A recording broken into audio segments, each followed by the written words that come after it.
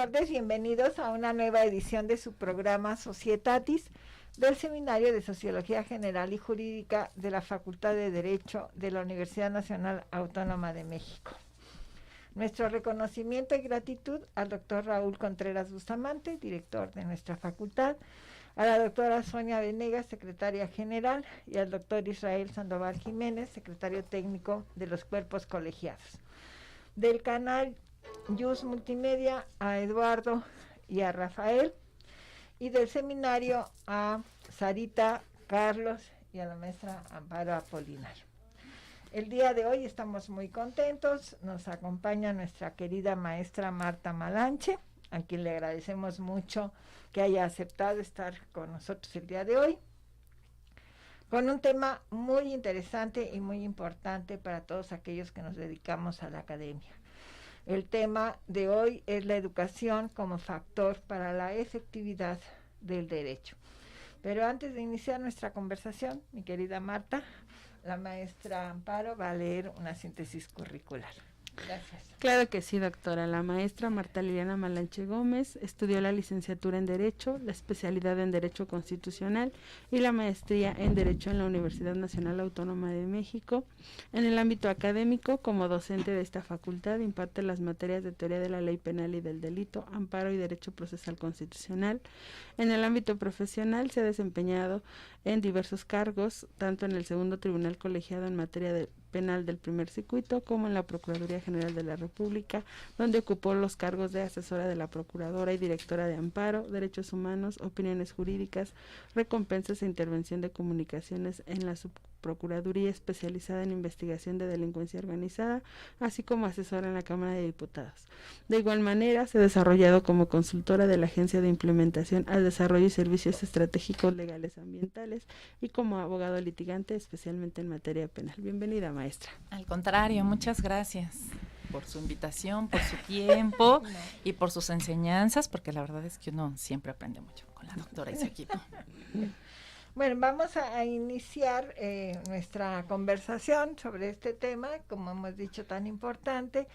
Y la primera pregunta que vamos a hacerle a nuestra querida maestra Marta es, dentro de sus actividades o de sus funciones, la educación tiene una muy importante, que es la socialización, que normalmente no se hace referencia ni se toma en consideración, pero me encantaría conocer esta característica de la educación.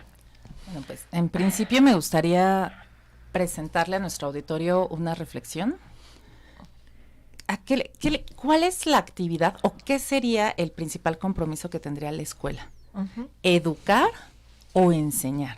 ¿No? Uh-huh. Muchas veces hemos hablado de si son los padres de familia los que tienen que educar a los alumnos o es la escuela o quién sería, ¿no? Y precisamente el proceso de socialización, pues es donde vamos interiorizando las normas, cómo debemos de conducirnos, cuáles son los roles que vamos a ir adoptando según la edad en la que nos encontremos. Entonces, bueno, pues la educación formal que se da desde las primeras infancias, pues permiten que los niños sepan cómo conducirse, quizás cuando entra un profesor que se levantan o que dejan su lugar recogido, ¿no? Todas estas normas que no son normas jurídicas como tal, ¿no? Uh-huh. Sino normas de convivencia que le permite a una persona ser parte de una sociedad, de un grupo cultural, y bueno, como agentes socializadores pues tenemos bastantes, y me parece que los dos más importantes pues son precisamente la familia, que es nuestro primer núcleo, donde los papás pues nos dicen no hagas, sí haz, saluda, no digas mentiras, cuida tus cosas, todas estas cuestiones, y la escuela que ya tiene pues una estructura muchísimo más formal, ¿no? Ya de aquí pues habrá distintas propuestas, ya sea que la sociedad sea una sociedad muy estrecha, que no permita que haya muchas diferencias en los individuos, ¿no? Incluso en las escuelas, pues hay escuelas donde vamos con un uniforme, donde los cuadernos deben de desarrollarse de una forma muy precisa, un color para cada asignatura, un margen, nombre, fecha, espacios, y hay otras escuelas donde, bueno, pues el alumno es como mucho más libre, ¿no? Como estas escuelas Montessori y tal, donde el alumno, bueno, incluso elige cómo va a ir desarrollando los contenidos. No. Sí, justo lo que decía la maestra, que en esta primera instancia, pensemos en la familia, que es en donde el individuo empieza a tomar contacto con lo que usted dijo, con estas normas, no seguir ciertas pautas, ya sean establecidas por los padres o por alguna instancia. Y en este sentido, usted misma refirió que ya hay de alguna manera un contacto con lo que más tarde vamos a conocer como derecho. Es decir, ya cuando el individuo se incorpore plenamente en sociedad, pues va a conocer algo que formalmente vamos a llamar derecho. Y un aspecto aquí va a ser el de la efectividad. ¿Pero qué vamos a entender por efectividad, maestra? Bueno, la efectividad la podemos entender desde una capacidad, una habilidad, cuando estamos hablando de personas, para lograr un resultado, pero si lo modificamos al derecho como tal, bueno, ¿qué tanto logramos que una norma jurídica, es decir, una norma que se emitió conforme a las propias normas de ese estado, de esa sociedad, está vigente, es decir, tiene que hacerse cumplir, qué tanto se cumple esa norma, ¿no? Y bueno, pues su efectividad o no puede depender de muchísimas circunstancias, pero pues en esta ocasión me parece que comentaremos cómo es que la educación va influyendo en este proceso de respeto a la norma ya jurídica como tal, ya no la norma de convivencia, es decir, si salgo del salón ya no puedo regresar, ¿no? Que pasa mucho con los alumnos, con los primeros alumnos, con los alumnitos pequeños, ya estas normas más importantes como no matar, incluso las violencias, que justamente hemos estado comentando todo este mes, ¿no?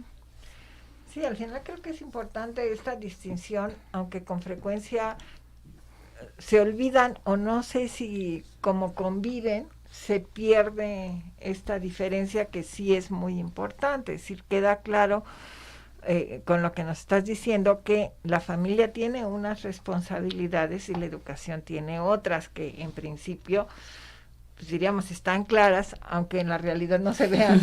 No se vean tan claras, sí, porque la sensación, y esto aquí a lo mejor es particular, un grupo de padres piensa que la función es de la escuela, ¿no? Y yo creo que todos han visto estos memes donde presentan el comparativo, ¿no? De que hace unos años los padres les daban siempre la razón a los maestros, ¿no? Y ahora vemos que los padres van y se pelean con los maestros, ¿no? Hemos visto desafortunadamente agresiones físicas, verbales a los maestros, ¿no? Como que en vez de darse cuenta que están ayudando, no sé si la palabra correcta, colaborando en la formación de sus hijos, piensan que lo están agrediendo, ¿no?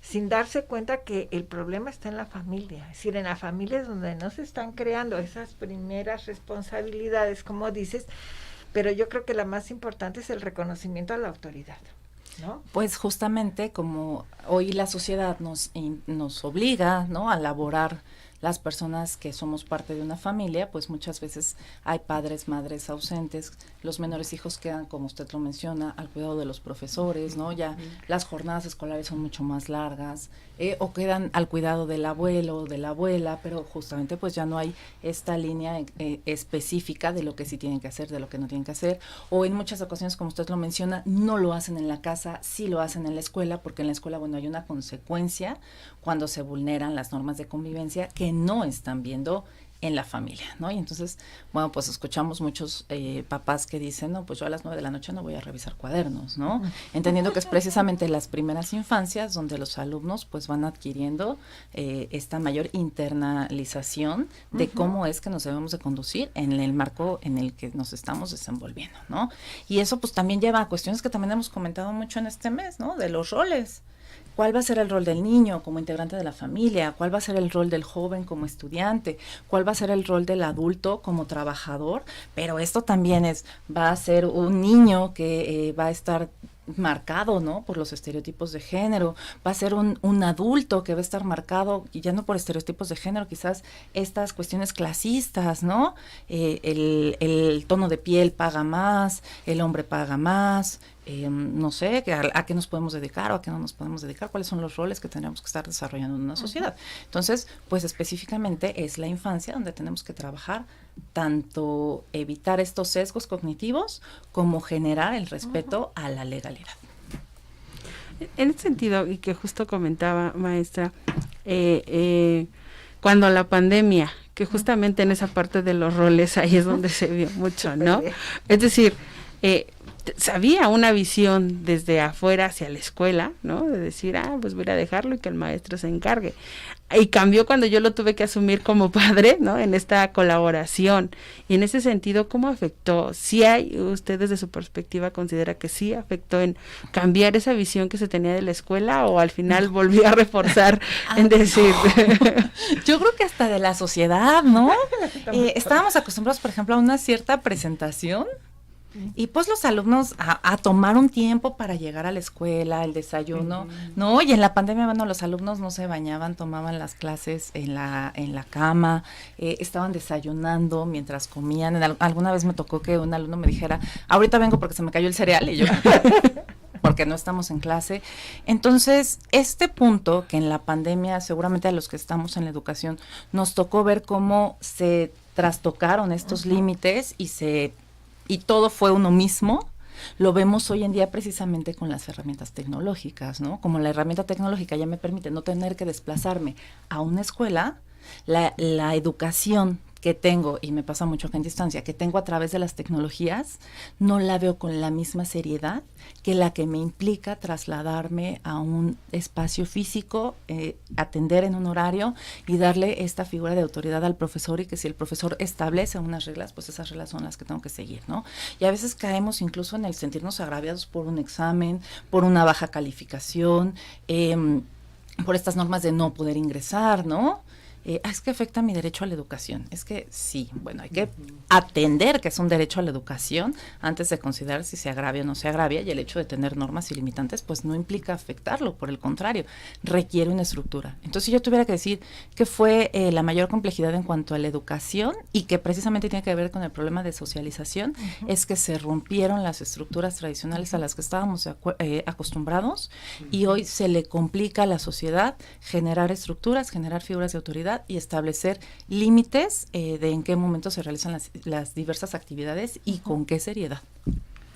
Sí, al final los efectos, pues no quiero ser pesimista, pero sí, la realidad es que los que estamos en esta mesa lo vivimos cotidianamente, ¿no? Es decir, lo que estás diciendo es una realidad como una catedral, o sea, los alumnos perdieron eso, porque yo te voy a decir una cosa, y no quiero decirlo en defensa de los académicos, pues oye, pues guardabas las formas sociales, ¿no? Cuando menos te ponías, no sé si te bañabas o no, yo creo que sí, pero te vestías adecuadamente porque ibas a dar una clase, ¿no? Entonces, la imagen del profesor es una imagen que yo creo que todos tratamos de conservar.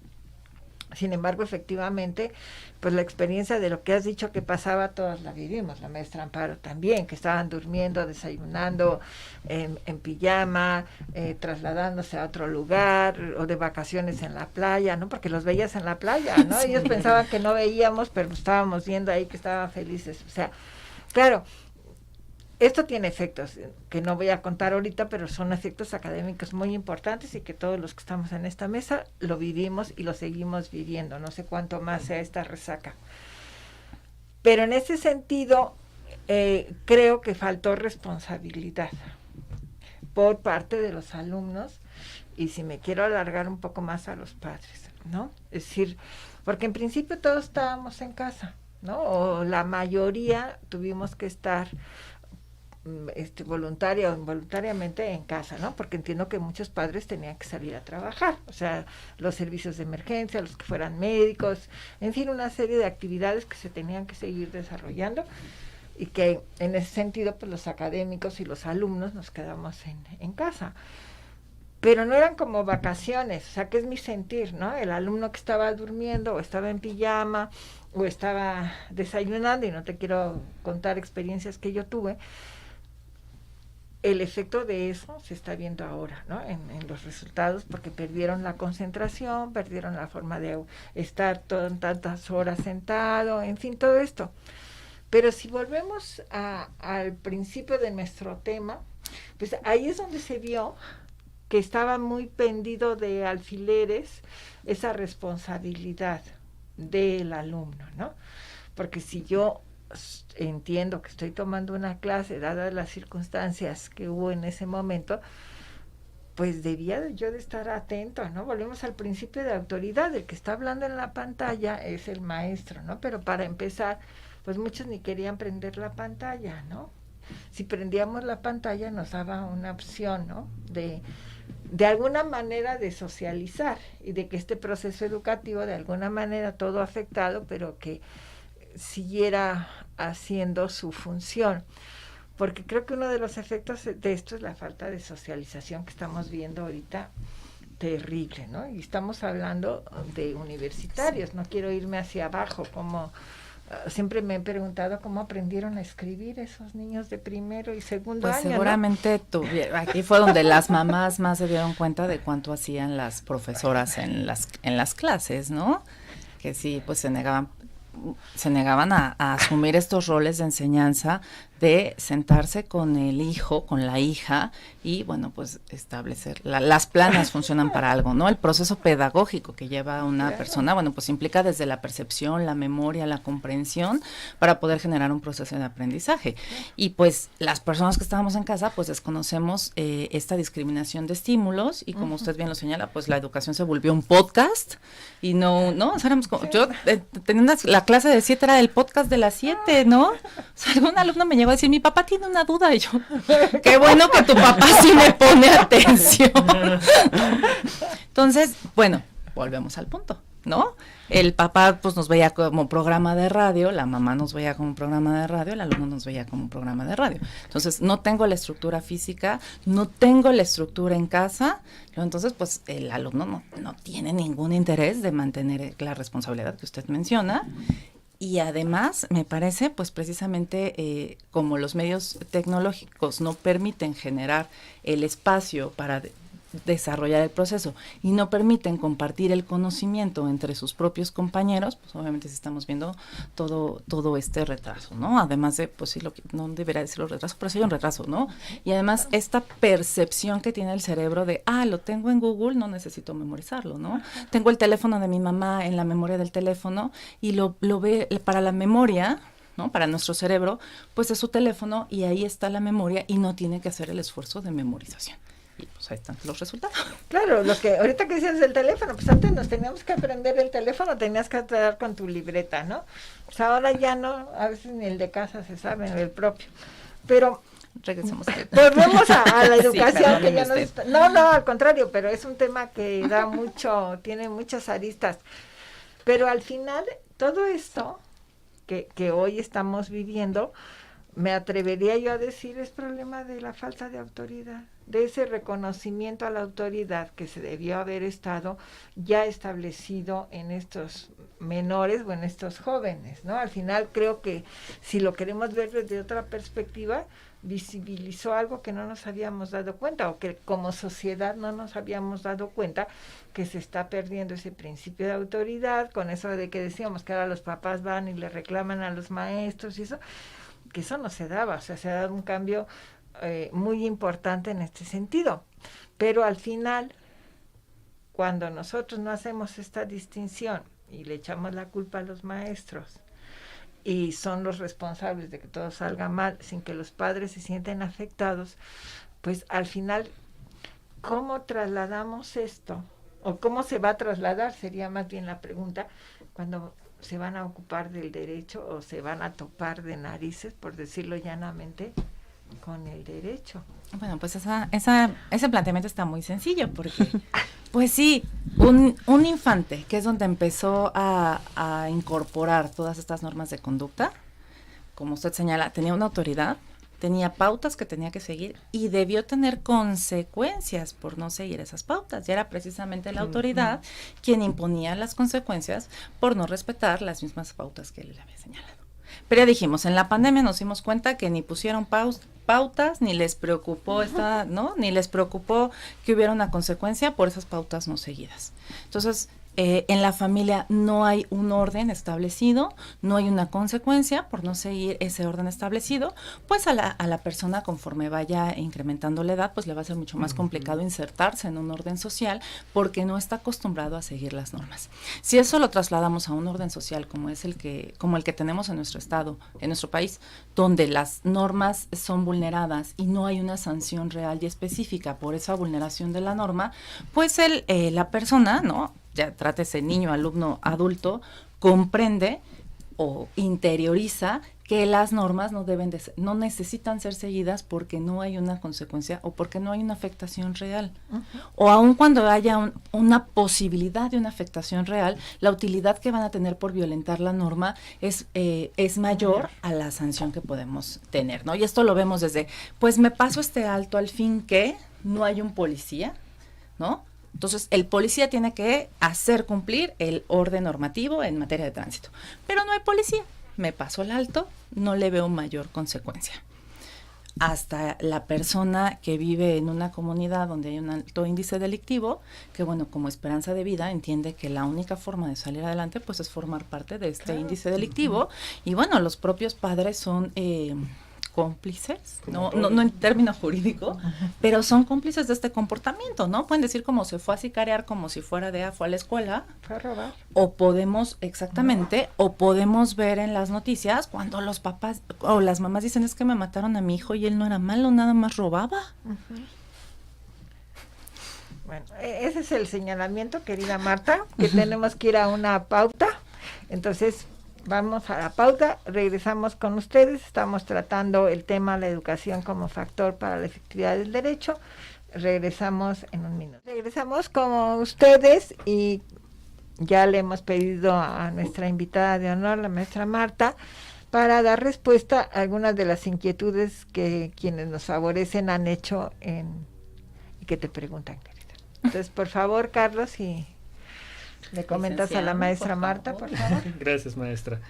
Una primera cuestión tiene relación con el hecho de lo que se abordaba hace unos momentos en el sentido de la pandemia y la educación online, porque se nos pregunta si se podría decir que aquella influencia que tienen las y los profesores en los alumnos, pues se ve de cierta manera afectada de alguna forma ante esta situación online y lo que vamos a decir pues offline, por supuesto.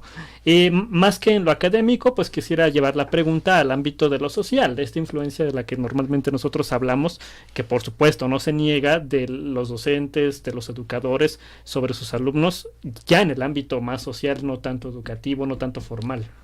En ese caso, ahí creo que vimos la virtud de las redes sociales, ¿no? Obviamente la difusión de la cultura tuvo un mayor alcance, justamente esto que estamos platicando cuando nos escuchaban los padres de familia, nos escuchaba la sociedad en general, nos escuchaban de distintos estados, pero sí debe diferenciarse esta labor que hace la universidad a través de sus seminarios, a través de sus profesores, de sus facultades, para, bueno, acercar, en nuestro caso muy particular, el conocimiento de la norma a la sociedad, porque seamos sinceros, la norma está redactada de una forma que la gran mayoría de la sociedad no comprende lo que regula, no comprende a qué está obligado y tampoco comprende qué derechos o cómo puede defenderse cuando ha sufrido algo que él considere como injusticia, ¿no? Entonces, en ese sentido, pues son muy loables las redes sociales, las tecnologías, porque nos permiten tener una mayor permeabilidad del conocimiento de forma sencilla para estos ámbitos. Pero para la educación creo que, como ya lo habíamos comentado, ahí la complejidad pues es que no responde al mismo compromiso cuando ya hablamos de exámenes, cuando hablamos de cuestiones de evaluación formal, ¿no? Justo en este sentido nos acaba de llegar una pregunta que creo que queda para este punto antes de ir a la tercera pregunta, que nos dice, bueno, ¿cómo entonces esas tecnologías podrían regularse o tener una especie de forma para evitar esa disociación del aprendizaje? Pues esto tendría que estudiarse desde la psicología educativa, me parece que no nos quedaría a nosotros los abogados, precisamente por estas cuestiones que les comentábamos, ¿no? Lo que es percepción, lo que es memorización, comprensión, entender que la persona, pues al final es un procesador de la información.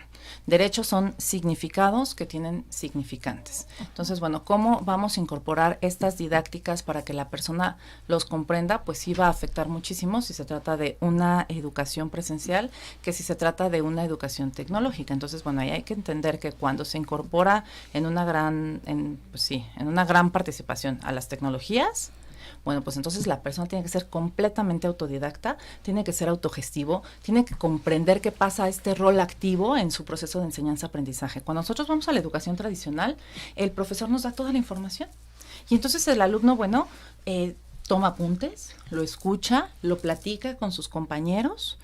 A lo mejor les dejamos una tarea que los hace leer, sintetizar, ¿no?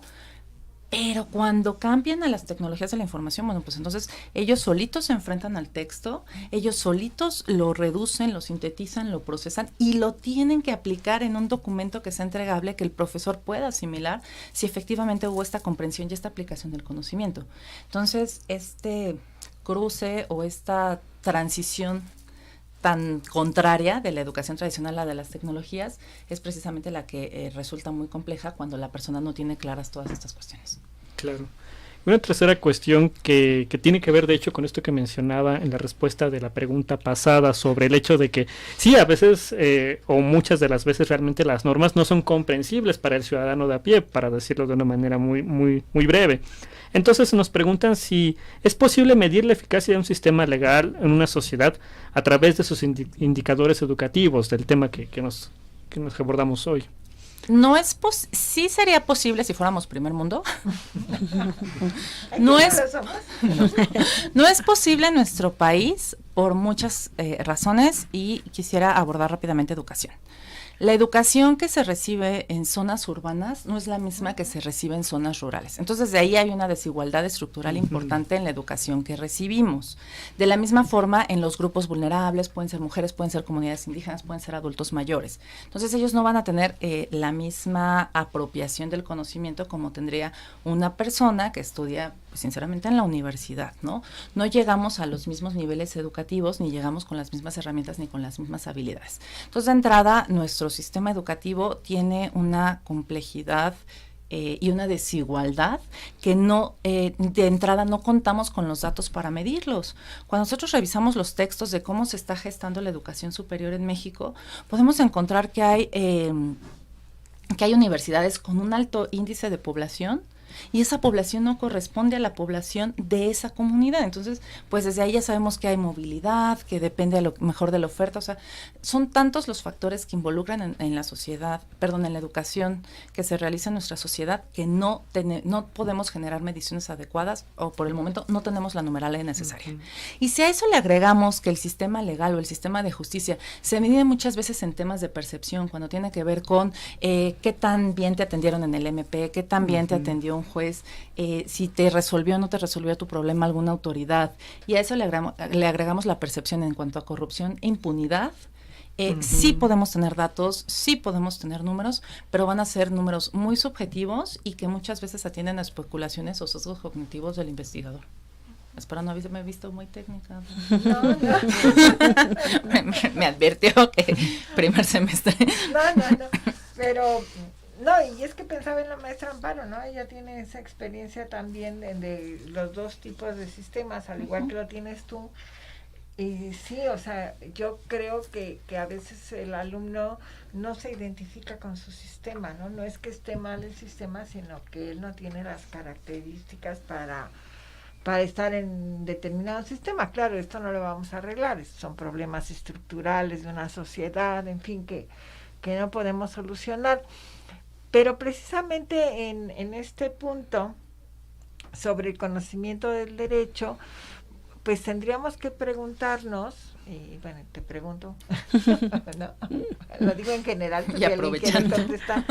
Sí, ¿cuál va a ser precisamente la manera en que esta educación que estamos recibiendo en el amplio sentido de la palabra va a llevarnos a lo que hoy es un concepto, digamos, actual o de moda, o que pretenden que tenga carta de naturalización, el de cultura jurídica? Bueno, pues creo que tendríamos que empezar en las primeras infancias, ¿no? Muchas veces consideramos que el derecho, bueno, pues ya es una educación que tenemos que explicar en preparatoria para que el alumno decida si se quiere dedicar a algo relacionado, y a lo mejor en las profesiones, bueno, pues lo que les involucre con derecho, y no vemos las virtudes de que precisamente exista un estado de derecho, ¿no?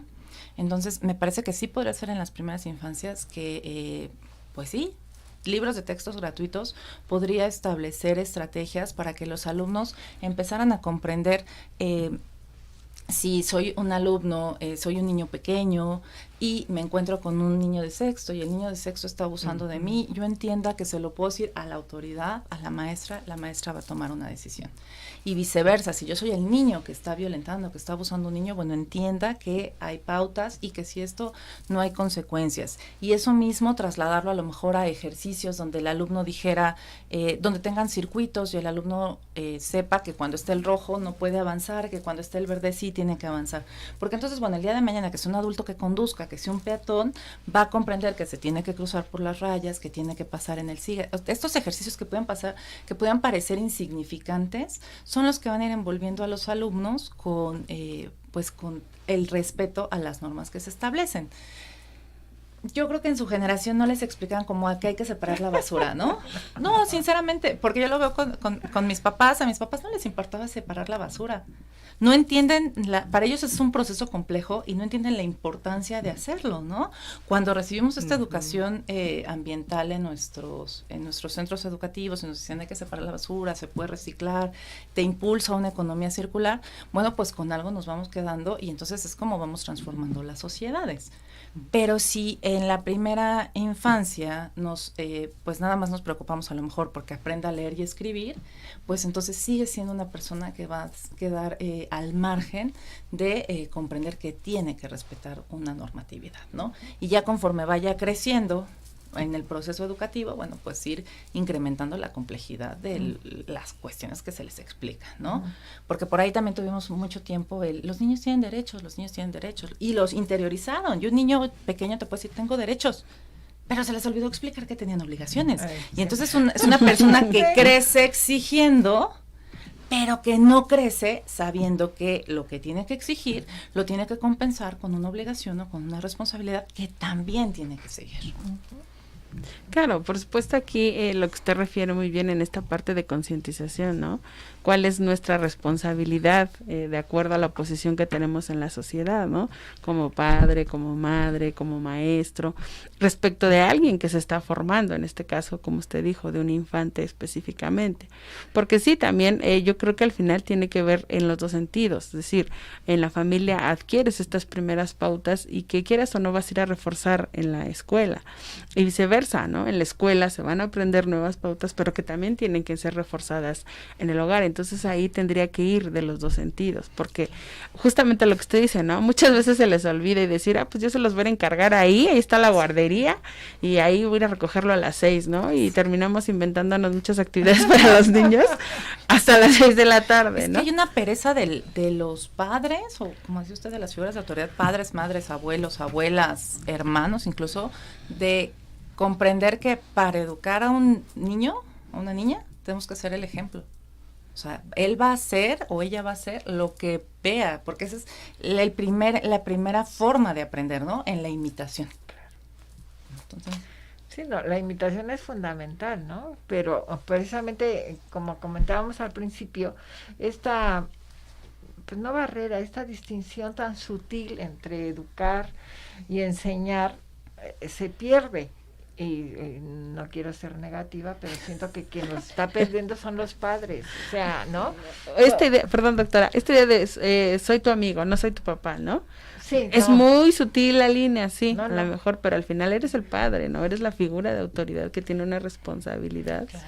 Sí, yo siempre eso, porque siempre te dicen, no, es que tienes que ser amigos, no, o sea, ese principio de autoridad se pierde si yo soy tu amigo. O sea, yo puedo tener la mayor relación con mis hijas, ¿no? O cada uno de ustedes con sus padres, pero no hay que olvidar eso, ¿no? Tú eres el padre y yo soy la madre. Porque si no, lo que está pasando, y lo que ya también dijo Hannah Arendt, ¿no? Estamos queriendo hacer iguales a los que no son iguales, y entre ellos nos incluye a maestros y alumnos, ¿no? Es decir, cuando estamos comparando padres e hijos como iguales, o maestros y alumnos como iguales, y consta que no lo digo yo, lo dice Hannah Arendt, ya perdimos el sentido, ¿no? Es decir, ¿dónde está ese reconocimiento a la autoridad? Y que esto, pues algunos autores lo han trasladado a ser igual hombres y mujeres, ¿no? O sea, tenemos funciones distintas, ¿no? Que tenemos que conservar, pero que no tenemos que perder de vista que sí tenemos actividades distintas, ¿no? Unas son las de los padres, otras son las de los maestros, ¿no? A mí siempre me chocó eso, ¿no? Hay que ser amigos. No, pues mira, yo puedo tratar muy bien a mis alumnos, los puedo querer mucho, los puedo tratar de la mejor manera, pero no debemos de perder, porque, y la verdad, como yo decía al principio, ¿no? O sea, esto empezó en casa.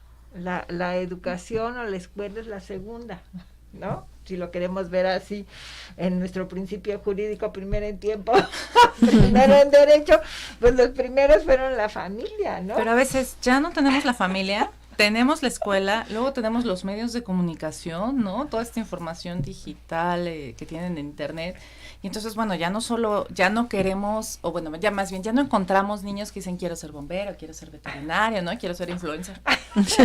O sea, ya es como, es que es importante porque estamos generando una cultura de como de este pensamiento mágico, de no necesito esforzarme, vuelvo al punto, exijo mi derecho, pero no entiendo que hay una contraprestación, ¿no? Quiero ser influencer, quiero grabar un video y ganar los miles de pesos, irme a viajar por el mundo porque conozco una persona que lo hace, pero no pensamos si esta persona además tiene negocios adicionales que le permiten, bueno, estar generando todo esto, que es una forma de publicidad. Es decir, como no está la familia presente, estableciendo pautas, ordenando, llamando a otras perspectivas, bueno, pues no, en la escuela pues no da tiempo de analizar todas estas pautas, ¿no? O sea, se atienden los contenidos y por ahí yo creo que el profesor conforme lo que va viendo, pero no puede combatir pues una ausencia familiar y una influencia 24/7 que tienen los medios de comunicación, las redes sociales, el internet y todo esto. Claro, y que eso se nota, ¿no? O sea, bueno, antes decían la televisión, ¿no? Pues ahora diríamos las redes sociales, se vuelven las niñeras de los niños, ¿no? Sí, esta ausencia de control parental, es decir, los padres no están supervisando lo que los alumnos, bueno, los niños están viendo, lo que están consumiendo, ¿no? El caso específico de las narcoseries, por ejemplo, hablando de la televisión, ¿no? Entonces encontramos niños que su sueño dorado es ser un narcotraficante, ¿no? Hay una distorsión de la realidad, por supuesto. O estos retos virales de TikTok, que el padre, bueno, por evadir, ¿no?, esta responsabilidad que puede tener de estar educando, le da una tablet, entretente solo, y no está viendo que el menor puede incluso poner en peligro su vida. Claro. ¿No? Y que pues, tristemente ha habido muchos ejemplos de esto, ¿no? O más de lo que se publicita o que podemos saber en una comunidad. Pues querida Marta, te agradezco infinitamente. Siempre se nos quedan cosas en el tintero y podríamos seguir hablando. Es un tema pues que de alguna manera nos afecta a todos, ya sea desde la perspectiva de la familia o desde la perspectiva de la educación. Así es que esperemos que en un futuro próximo nos acompañes en la siguiente temporada para que sigamos hablando sobre este tema tan importante. Te agradezco infinitamente nuevamente que hayas estado doctora, con nosotros, gracias. Y a quienes nos acompañaron y nos favorecieron con su atención. Los invitamos para la próxima semana, que todavía estaremos con ustedes. Será la clausura de la temporada de Societatis de este segundo semestre. Los esperamos. Hasta entonces, bonita semana. Gracias.